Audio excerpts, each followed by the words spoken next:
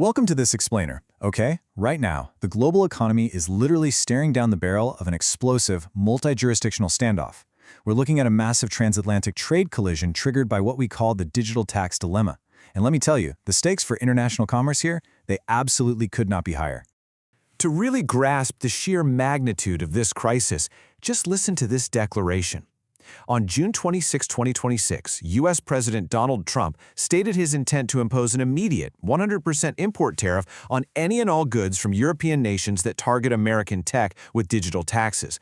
Crucially, and this is the wild part, he warned this action, and I quote, supersedes trade deals made with the country, whether implemented, signed, or not. Wow.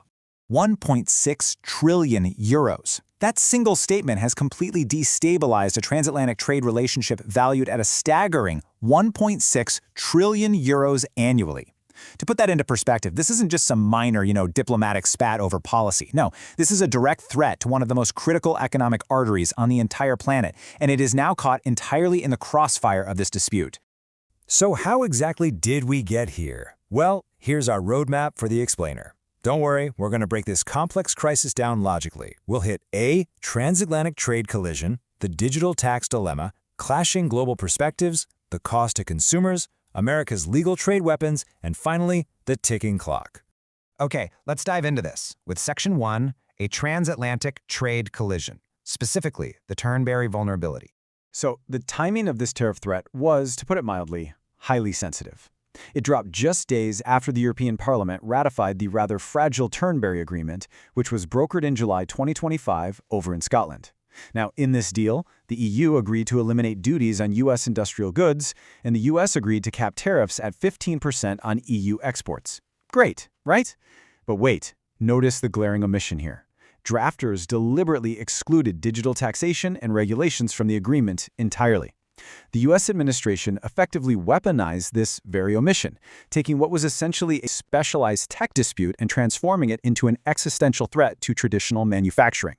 Moving on to Section 2, the digital tax dilemma, taxing the borderless economy. To really understand this dilemma, we have to look at a fundamental structural misalignment in global tax laws. Traditionally, international tax norms required what's known as a physical nexus. Basically, a corporation needed a physical factory, a brick-and-mortar office, or actual workers in a country to be taxed there. Makes sense, right? But the modern digital economy, it breaks that model entirely. Today, multinational tech enterprises extract billions, literally billions, in revenue from global users via cyberspace, without needing a single physical footprint in those local markets. Now, because multilateral negotiations at the OECD to fix this global loophole completely collapsed, European nations decided to take matters into their own hands. Enter the Digital Services Tax, or DST.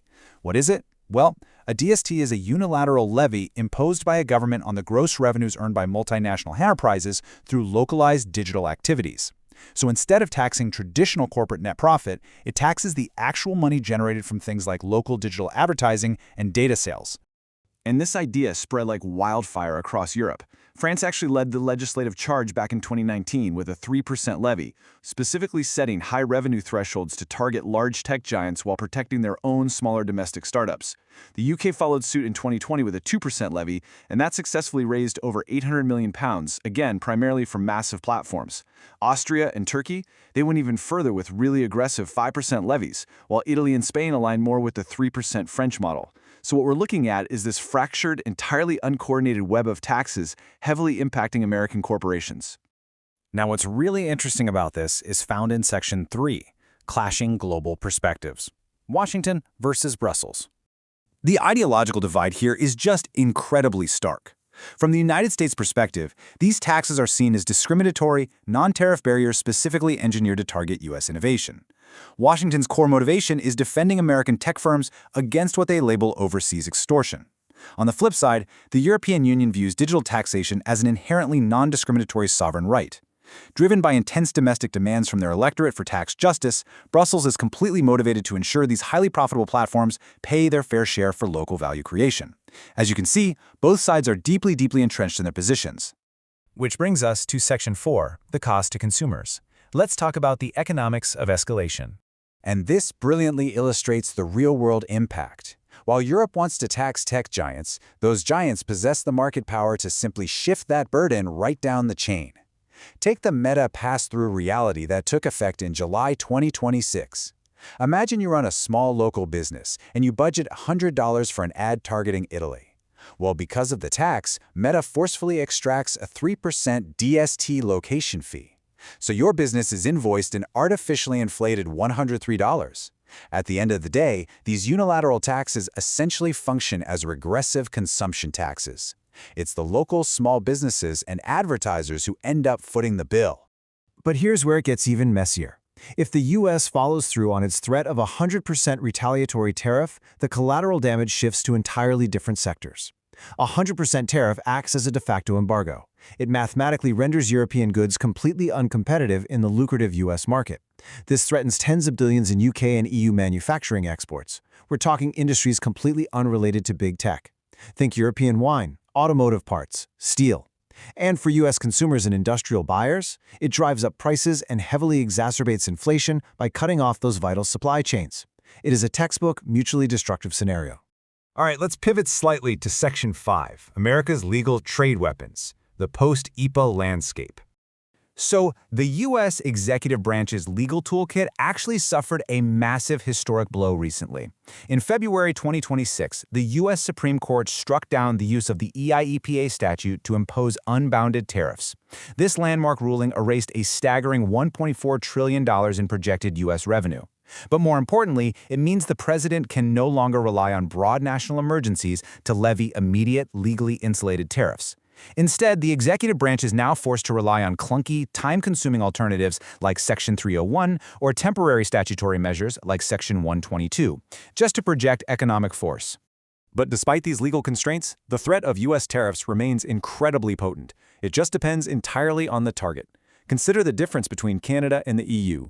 In June 2025, facing a massive U.S. embargo threat over its own digital tax, Canada basically capitulated and rescinded its tax literally hours before implementation.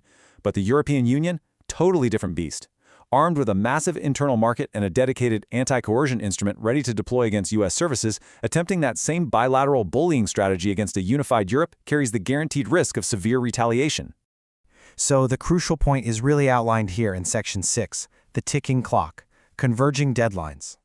We are absolutely in the middle of an active crisis. Canada rescinded its DST in June 2025. The Supreme Court limited U.S. tariff powers in February 2026, and that 100% retaliatory tariff threat dropped in June 2026. But consider the converging deadlines right in front of us. July 4, 2026, the mandatory implementation deadline for the Turnberry trade deal's tariff caps. And July 24, 2026, the hard statutory expiration of the temporary U.S. Section 122 tariffs. Guys, this isn't a theoretical debate anymore. This statutory collision course is nearing its absolute breaking point this very month. Which leaves us with one final, deeply provocative question to ponder.